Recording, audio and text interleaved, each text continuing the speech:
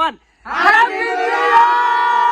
Hello మా అందరికి ముందుగా అందరికి హ్యాపీ న్యూ ఇయర్ తో పాటు మా ఫ్రెండ్ గడి బర్త్డే కూడా ఈ రోజే. అందుకే మా ఫ్రెండ్స్ అందరు కలిసి 2 కేకులు కొనడానికి వెళ్ళాం. వెళ్ళేటప్పుడు బర్త్డే బాయ్ కూడా తీసుకెళ్ళాం. మేము కేకులు కొనే గ్యాప్ లో ఊరంతా మంచు కమ్మేసింది. సడన్ గా మాకు చాలా బాగా అనిపించింది మంచు చూడగానే.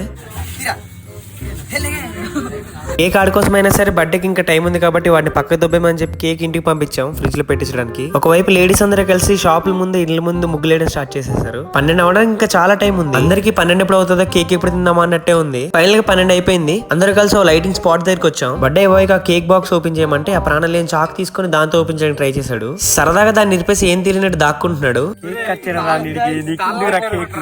అందరూ వాడు కేక్ ఓపెన్ చేసి కట్ చేసి ఇస్తాడని వెయిట్ చేస్తున్నారు. చాలా కష్టపడి తండ్రి కొడుకులు ఇద్దరు ఆ కేక్ బాక్స్ ఓపెన్ చేశారు. ఇంకా సెలబ్రేషన్ స్టార్ట్ అయిపోయింది. అందరూ వెయిట్ చేసిన టైం వచ్చింది. మా వాళ్ళ సెలబ్రేషన్ చూడండి.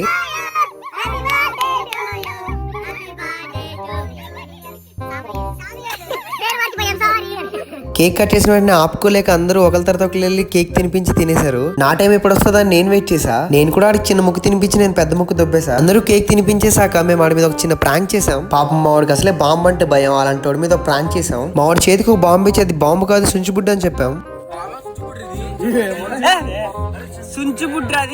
అలా చెప్పగానే ధైర్యంగా ఆడు సుంచుబుడ్డే కదా అని వెలిగించాడు. కొంచెం భయపడ్డాడు కానీ కాసేపటికే దగ్గరికి వచ్చాడు. అప్పుడే ఇలా జరిగింది.